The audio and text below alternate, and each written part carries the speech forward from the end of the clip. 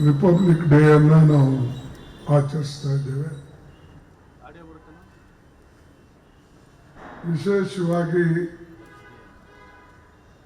ನಮ್ಮ ಈ ಗಣರಾಜ್ಯದ 76ನೇ ವರ್ಷ ಬಹಳ ಮಹತ್ವದ್ದು. ಕಾರಣ ಸಂವಿಧಾನವನ್ನು ರಕ್ಷಣೆ ಮಾಡ್ತಕ್ಕಂಥದ್ದು ಮತ್ತು ಸಂವಿಧಾನ ಪ್ರಕಾರ ನಾವು ನಡ್ಕೊಳ್ತಕ್ಕಂಥದ್ದು ಅತಿ ಮುಖ್ಯ. ಆದರೆ ಕಾರಣಾಂತರದಿಂದ ಇತ್ತೀಚೆಗೆ ಸಂವಿಧಾನದ ಎಲ್ಲ ಮೌಲ್ಯಗಳನ್ನು ಈ ಸರ್ಕಾರ ಅಂದರೆ ಕೇಂದ್ರ ಸರ್ಕಾರ ಅದನ್ನು ಮೂಲೆಗೆ ಮಾಡ್ತಾ ಇದೆ. ಇದರಿಂದ ನಾಗರಿಕರಿಗೆ ಸಿಗ್ತಕ್ಕಂಥ ಹಕ್ಕುಗಳು, ವಿಶೇಷವಾಗಿ ಹೆಣ್ಣು ಮಕ್ಕಳಿಗೆ ಸಿಗ್ತಕ್ಕಂಥ ಸ್ವಾತಂತ್ರ್ಯ, ಇದು ಎಲ್ಲ ಒಂದು ಮೊಟಕುಗೊಳ್ತಾ ಇದೆ. ಭಾಳ ಜನರಿಗೆ ಗೊತ್ತಿಲ್ಲ, ಸ್ವಾತಂತ್ರ್ಯ ಸಿಕ್ಕ ಮೇಲೆ ಮತ್ತು ಸಂವಿಧಾನವನ್ನು ಆಚರಣೆಗೆ ಬಂದ ಮೇಲೆ ನಮ್ಮೆಲ್ಲರಿಗೆ ಒಂದು ವಿಶೇಷವಾದಂಥ ಸ್ಥಾನಮಾನಗಳನ್ನು ಸಿಗ್ತಾ ಇವೆ.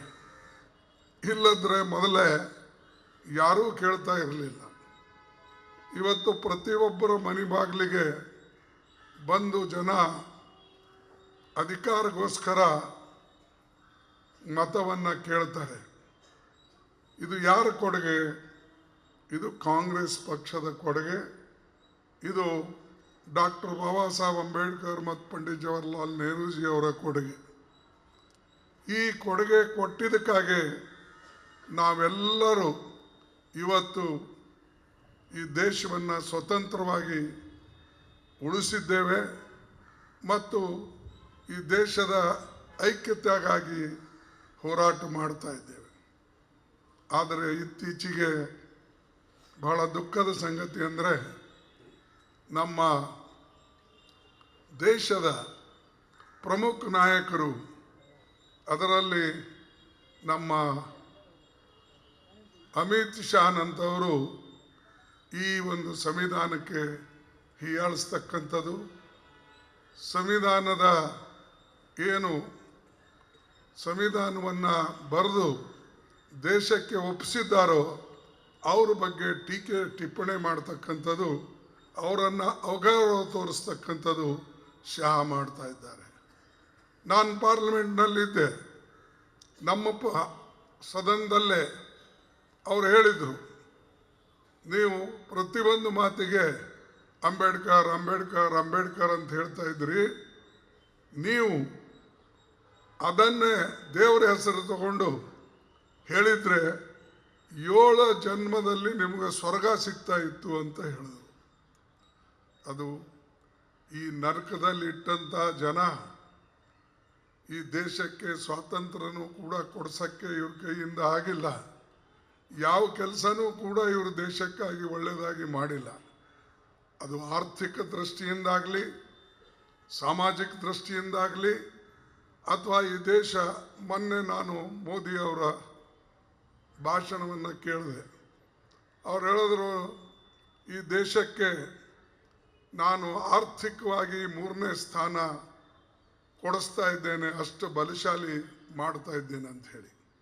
ಆದರೆ ಇನ್ನೂ ಅದು 5ನೇ ಸ್ಥಾನ ಬಿಟ್ಟು ಮುಂದಕ್ಕೆ ಹೋಗಲಿಲ್ಲ. ಭಾಳ ಕಷ್ಟಪಟ್ಟು ನಮ್ಮ ಕಾಲದಲ್ಲಿ, ಅಂದರೆ UPA ಸರ್ಕಾರ ಕಾಲದಲ್ಲಿ ಏನು 4ನೇ ಸ್ಥಾನದಲ್ಲಿತ್ತು, ಈಗ ಅದೇ ರೀತಿಯಾಗಿ ಆ ಒಂದು 4ನೇ ಸ್ಥಾನಕ್ಕೂ ಕೂಡ ಇವತ್ತು ಬರೋಕ್ಕಾಗ್ತಾ ಇಲ್ಲ. ಆದರೆ ಹೇಳ್ಕೊಳ್ತಾರೆ, ಅಂಕೆ ಸಂಖ್ಯೆಯನ್ನು ನೋಡಿದಾಗ ಗೊತ್ತಾಗ್ತದೆ ಅವರಿಗೆ. ಆದರೂ ಕೂಡ ಇವತ್ತು ವಿಶೇಷವಾಗಿ ನಮ್ಮ ಕೇಂದ್ರ ಸರ್ಕಾರ ಇವತ್ತು ನಿಜವಾಗಲೂ ಎಲ್ಲ ಪ್ರಜೆಗಳನ್ನು ಹೀನಾಯವಾಗಿ ನೋಡ್ತಾ ಇದೆ. ಅತಿ ಶ್ರೀಮಂತರಿಗೆ ಮತ್ತು ಅತ್ಯಂತ ಪ್ರಭಾವಿ ವ್ಯಕ್ತಿಗಳಿಗೆ ಸರ್ಕಾರ ಅವರಿಗೆ ಹೆಚ್ಚಿನ ಸೌಲಭ್ಯವನ್ನು ಕೊಡ್ತಾ ಇದೆ. ಬಡವರಿಗೆ ಮತ್ತು ಕಡಿಗಾಣಿಸ್ತಾ ಇದೆ. ಏನು ಪಂಡಿತ್ ಜವಾಹರ್ಲಾಲ್ ನೆಹರೂಜಿಯವರು, ಇಂದಿರಾ ಗಾಂಧಿಯವರು, ರಾಜೀವ್ ಗಾಂಧಿಯವರು ಈ ದೇಶಕ್ಕಾಗಿ ಮಾಡಿದ್ರು, ಆ ಕೆಲಸವನ್ನು ಮೋದಿ ಆಗಲಿ ಅವರ ಜೊತೆಯಲ್ಲಿರ್ತಕ್ಕಂಥ BJP ಅಥವಾ RSS ಜನ ಮಾಡ್ತಾ ಇಲ್ಲ. ಅದಕ್ಕಾಗಿ ನಾವು ಹೋರಾಟ ಮಾಡಬೇಕಾಗಿದೆ. ನಾನು ನಾಳೆ ಇಂದೋರ್ಗೆ ಹೋಗ್ತಾ ಇದ್ದೇನೆ. ಅಲ್ಲಿ ದೊಡ್ಡ ಸಭೆ ಇದೆ, ಎಲ್ಲಿ ಡಾಕ್ಟರ್ ಬಾಬಾ ಸಾಹೇಬ್ ಅಂಬೇಡ್ಕರ್ ಅವರು ಜನ್ಮ ತಾಳಿದ್ರು. ಕ್ಯಾಂಟೋನ್ಮೆಂಟ್ನಲ್ಲಿ ಸುಮಾರು ಲಕ್ಷಾಂತರ ಜನ ಅಲ್ಲಿ ಸೇರೋರಿದ್ದಾರೆ.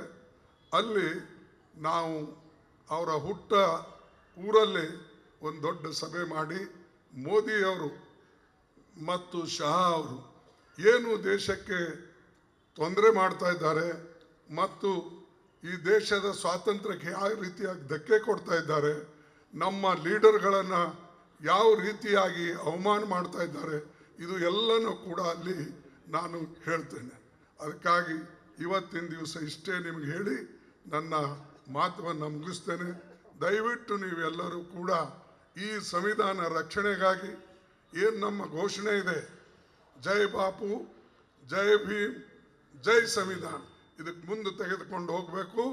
ಮತ್ತು ನಮ್ಮ ರಾಹುಲ್ ಗಾಂಧಿಯವರು, ಸೋನಿಯಾ ಗಾಂಧಿಯವರು ಏನು ನಮಗೆ ಒಂದು ಶಕ್ತಿಯನ್ನು ಕೊಟ್ಟಿದ್ದಾರೋ ಅದಕ್ಕೆ ನಾವೆಲ್ಲರೂ ಮುಂದುವರಿಸಬೇಕು ಅಂತ ಹೇಳಿ ನಿಮಗೆ ಕೇಳಿ ನನ್ನ ಮಾತನ್ನು ಮುಗಿಸ್ತೇನೆ.